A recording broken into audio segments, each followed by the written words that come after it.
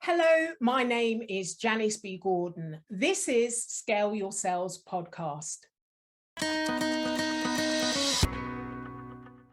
Welcome to the Scale Your Sales podcast, listed number 9 of 42 best podcasts for every sales professional in 2021. I am Janice B. Gordon, the customer growth expert, recommended by LinkedIn as one of 15 innovative sales influencers to follow in 2021. For 10 years, my next guest ran Sales for Life, the largest social selling training platform for mid-market and enterprise companies like Microsoft, Reuters, Oracle, etc. Now the CEO of Pipeline Signals that enables sales and customer success teams to find intelligent relationship signals in their accounts to drive pipeline growth. Welcome to Scale Your Sales podcast, Jamie Shanks. Thank you for having me. Well, it's wonderful. I've been following you for years and years and years, and I know you've been a very busy boy. So I really wanted to get you on the Scale Your Sales podcast to talk about what all the things that you've been doing. So the latest is that you're CEO of Pipeline Signals. Now, this pioneers relationship signals and intelligence monitoring. It's the kind of thing I've heard before. So I'm really interested to hear from you. What's different about this? What does this do that no other platform or app does? So the platform's responsibility is to buy back your seller's time so that they're not squirreling through LinkedIn to look for compelling events or great opportunities, more at-bats, we would call it in North America. And primarily, we're focused on 2 sales plays. Play number 1 is called Follow Your Fans, which is essentially reverse engineering your customers. People leave your customers and they go into prospects. They can go into customers, named account prospects, and or the greenfield. As well, new executives are going to take jobs all the time. And when they do, in that first 100 days, they're going to bring in new people, process, and technology. So this came out of a sales training company. I was teaching hundreds of thousands of sellers around the world how to do this. But what was happening was Pareto's law was kicking in. Sellers weren't implementing what we were teaching. They were asking us to do it for them. So to answer your question directly, against the status quo, your sellers armed with LinkedIn Sales Navigator just are incapable or not willing to monitor your hundreds or thousands of customers or your hundreds or thousands of prospects and correlate all the data. As from a tool against our competitors, one of the things that we really focus in on is the total addressable market. So we're not just watching contacts move from one end of your CRM to the other. We look at the entire buying committee, whether they're in your CRM or not, and we watch the migration of talent move around businesses, and then we route it into your CRM to grow your database faster than it's decaying. So I hope that answered your question. Yeah, I find it really interesting that you work with the total addressable market. So you're actually identifying opportunities that I may not see through my, sales navigator and system. But there must be keywords, things that you're looking to recognize that this person might be, or this company might be appropriate for my product or service. So how do you link those two? As part of onboarding, our customers will give us the rules to the road. So geographies, verticals, the ideal customer profile, titles, job functions, and so forth. What ends up happening is inside a customer, I'm drinking out of a Yeti water bottle. So in North America, we all love Yetis. So I'm drinking out of a Yeti water bottle, and you sell to the chief human resources officers or the HR department at a company like Yeti. What will happen is the HR function, which changes jobs every 16 months on average, will move to all kinds of other businesses. Now your CRM, you already had Igloo Cooler, one of their biggest competitors, in your CRM. But what's happened is at Yeti in your CRM, you had 1 or 2 contacts. We're all single threaded. But the rest of the HR function was not in your CRM. So those people will go to businesses known or unknown to your CRM. And then as well, in your other accounts, there's going to be all kinds of people that you had not thought about that make up the buying committee that again are not in your CRM. And we're completing that puzzle piece, saying the people you knew moved from A to B, but the people you should be knowing, the rest of the buying committee, they've also done all of these things, and they could be influencers or champions for you as well in those new businesses. I love this. It's really interesting. Have you identified that the movers are the key triggers of opportunity? Is that why you're tracking it? Correct. So as I pioneered social selling in 2012, the first sales play I was teaching, we called it the sphere of influence, which is how I grew my company, Sales for Life. I would win a customer, draw a circle around their logo on a sheet of paper, and reverse engineer where people went. And I came to recognize that people inherently buy into stories that are within 1 degree of separation of themselves. So what that really means is if I've worked at a company that used a solution and it was successful, I'm much more likely to use it again.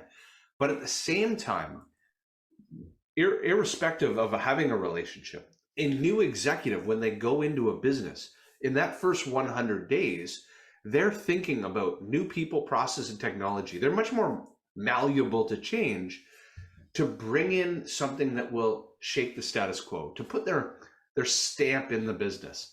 And so we want to focus on those change agents at the moment when change is about to happen. You know, the executive who's been in a company for 17 years, they've had 17 years to do something, but it's that person in the first 90 days you want to focus in on. Wow, that's interesting. So who are your sweet spot of companies? I'm actually thinking, well, I need this, Jamie. You know, so what's your sweet spot of companies that this really works well for? You don't get the situation where, you know, as we do with a lot of sales stack, that you have the platform, but nobody's really using it to the full extent. So who do you appeal to? So we'll start at a couple angles. Angle number one is verticals. The two verticals that are really gravitating towards this first, number one, technology companies, because they have a scaled sales force who, by and large, you do not want to spend the hundreds of thousands of dollars in man hours to have your expensive resources mining this intelligence. At the same time, the professional services industry, because I say we, because I've come from ProServe, we're in the relationship space. We're in the business of human to human interaction. So you want to track our relationships. At the same time, the companies that are really successful, they typically have hundreds or thousands of customers or prospects. So they have a total addressable market that's unruly. It's impossible for them to manage on their own. It's all business to business, complex sales. Those are typically the companies that are taking full advantage of this. Wow. Yeah. So I'd like to talk about your book. You're the author of several books, but particularly Sphere Selling. And I understand that your background in social selling and being the CEO of Sales for Life, what is the approach that Sphere Selling is platforming? Originally, I wrote a book called Social Selling Mastery, which was the advent of social selling to the B2B space. What I didn't realize is that I had over-indexed and focused too much on being an inbound magnet. So social selling at the time, from the year 2012 to 2016, was teaching people to be influencers and magnets and, control your brand and have people come inbound to you. But our customer base were global mid-market and global enterprise customers who would say, listen, we're an account-based model. Sellers are either broken up by vertical or geography or a set of named accounts, but they have a set of named accounts. And so how do you take your model and move it into an account-based model? So we re-engineered the IP to think through how you would use this if you were given 50 accounts or if you were given a geography or vertical. And it's a process that you take to select and prioritize your accounts, plan a specific amount of those accounts, let's say 5. You then engage them and activate those accounts, and then you reprioritize your total addressable market on a quarterly basis to look at where you focus your time. So it's an account-based process. Right, right. So with social selling, how has that now moved on? I understand that we're talking about the account-based model through sphere selling, but how has the social selling mastery moved on since 2016? What's changed and evolved in that to actually make it most effective? A couple things have evolved. So when I would speak on stage pre-COVID, I spoke at 40 or 50 sales kickoffs or conferences a year. And I had a slide, maybe it was like slide 3, which showed what I believed would be a timeline. Early adopters and innovators to kind of standard operating procedures to laggards. And I remember on the graph, the year 2024, 2025, I thought this would be completely petering off. And we'd be, laggards then. And then COVID hit. And COVID forced us to become digital immediately. It took the analog seller and forced them to be digital within weeks.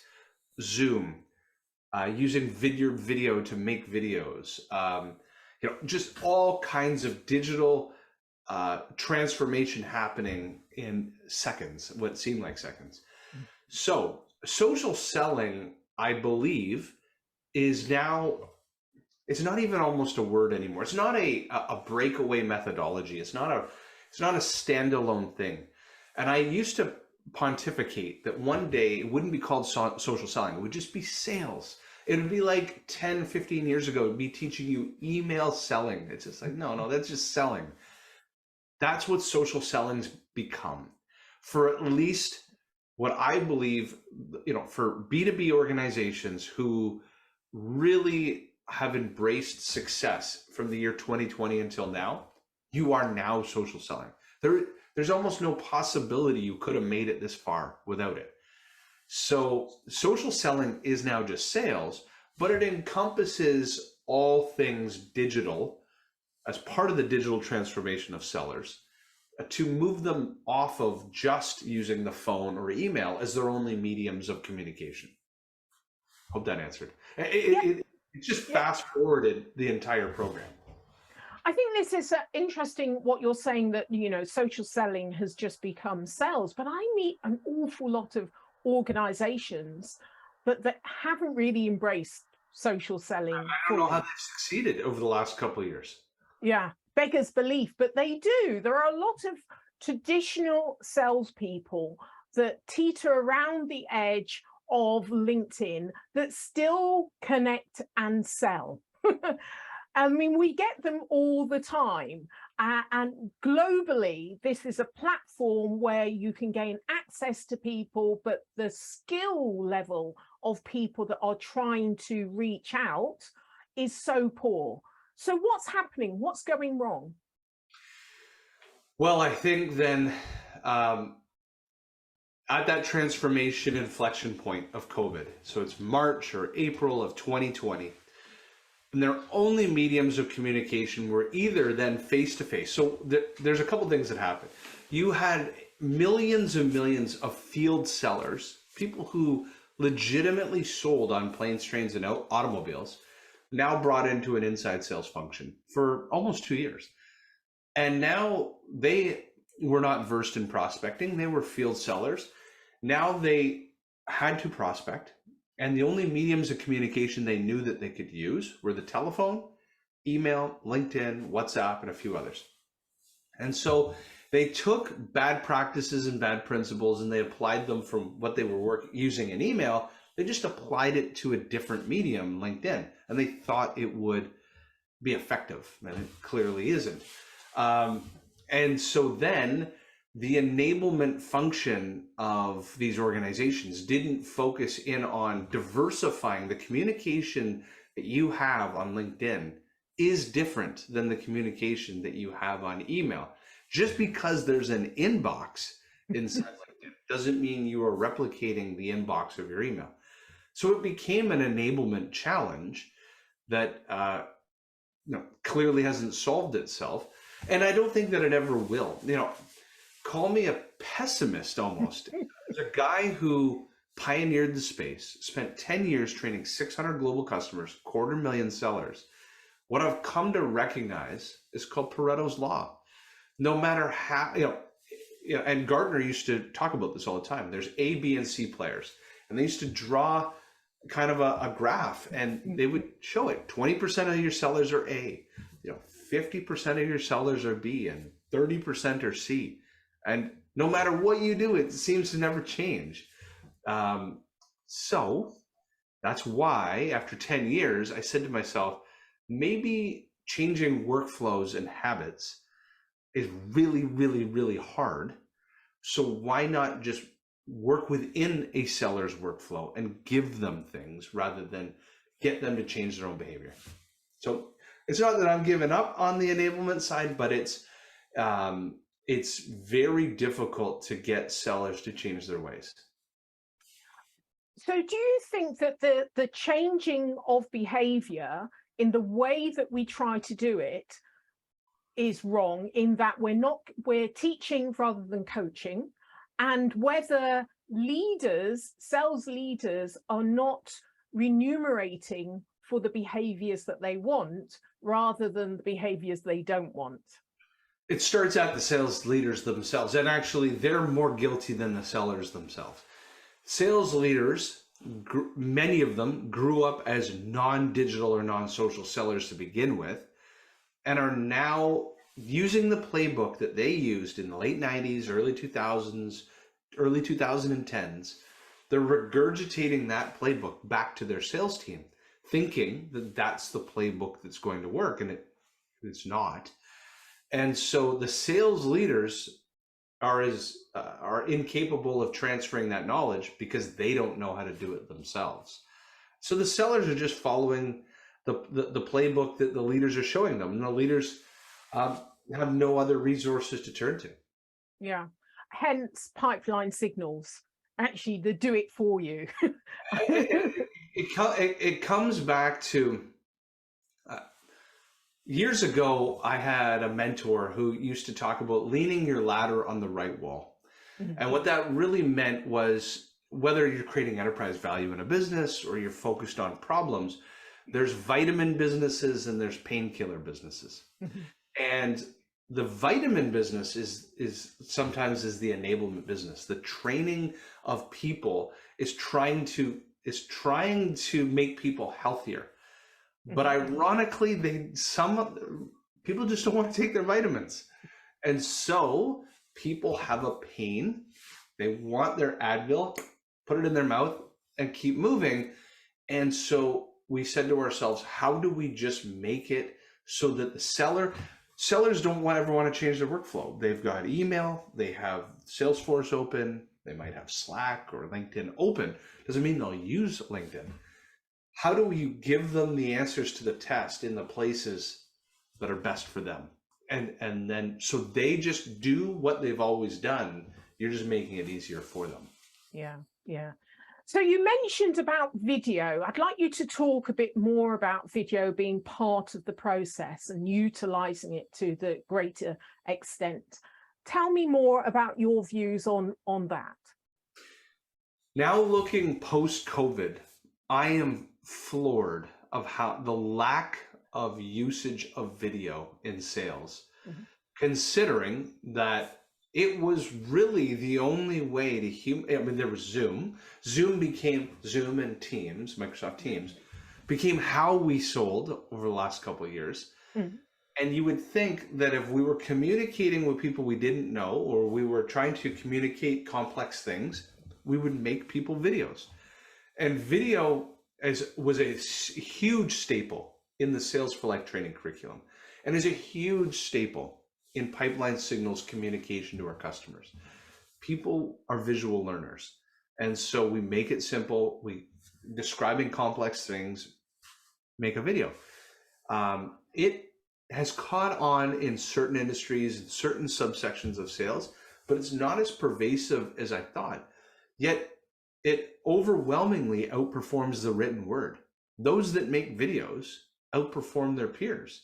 Those that make videos open doors faster, they convert better, they bring together buying committees easier because they're explaining complex things in videos. It is amazing to me that sellers don't use this on nearly all of their communication. And in fact, I've proven this a million times on stage. I can make a video faster than I can write an email because I just press record. I talk really fast. I can't type nearly as fast as I talk. And so you can't even use time management as a challenge. So it should be a staple in your sales arsenal. Is it about learning and behavior again? It's one of those, I remember when I first did my video, I mean, like, you can go back on my YouTube channel, I don't know, 15 years ago. It was awful. It's still there. It was awful. But, you know, after a while doing kind of a bit more film production and everything, it becomes quite natural. But it is quite a learning curve to actually appear to be natural on camera, uncomfortable on camera. Do you think that it's just taken people, because of the pandemic, we didn't expect, we've been thrown into this and they haven't got the comfort level, so it's not something that salespeople will willingly do? Correct. I think most people would prefer going down, there's, one path looks a little bumpier, but clearly is a shortcut to the top of the hill, or the paved, groomed, beautiful, trail marked path. I'll just keep going on that one. I won't get any risk of being eaten by a bear going on the more difficult yet clearly faster path. It's just sticking to what they know rather than trying to go outside of their comfort zone. So we've kind of come to the end, and I'd love to get you on again, because there's my list of questions and thoughts to kind of run by you, very extensive, having read your books as well. But I know that that you have a quite unusual way of looking at your time if you're on a desert island alone. So share with the listeners your thoughts on that. What would I do with my time? Yes. Well, first, I would enjoy it because I am a water person. I have a cottage on a lake, and so I would absolutely use that time to enjoy being on an actual island. But if you're asking the question, what would I do to try to escape? What would be the one thing you took with you? Oh, the one thing that I would take with me. The one thing that I would take with me. Great question. I would probably take a magnifying glass. Mm-hmm. I would take a magnifying glass because I would need to create fire. I would need to boil water. I would need to cook, just like singe things. Magnifying glass is exactly what I would take, as it could be like it'd be my Swiss Army knife to the creation of fire. Yeah. Well, I think it's probably one of the most useful things, because you can even kind of carve out a knife and sharp implements with stones. No, the back end of the magnifying glass. And also, you could attract the planes, really, kind of reflect the light on it and everything as well. So yeah, I did think that was quite an unusual but really interesting and well thought out. When I was a kid, I used to have magnifying glass. I used to start every boy in the 80s was a pyro, and I used to start little fires in the woods with magnifying glasses. You'd try to burn things and get them going. And very useful tool. Yes. And not in the urban world. I think, we need to take that out of your hands, really. Yes. Now. That was brilliant. So, Jamie, how can listeners get hold of you? Go to pipelinesignals.com, connect with me on LinkedIn. Happy to connect and help organizations get more at bats. That's really all we do, is help people get more meetings. Excellent, excellent. Well, thank you so much for sharing all of your knowledge and experience with us on Scale Your Sales podcast. Thank you very much, Jamie. Thank you.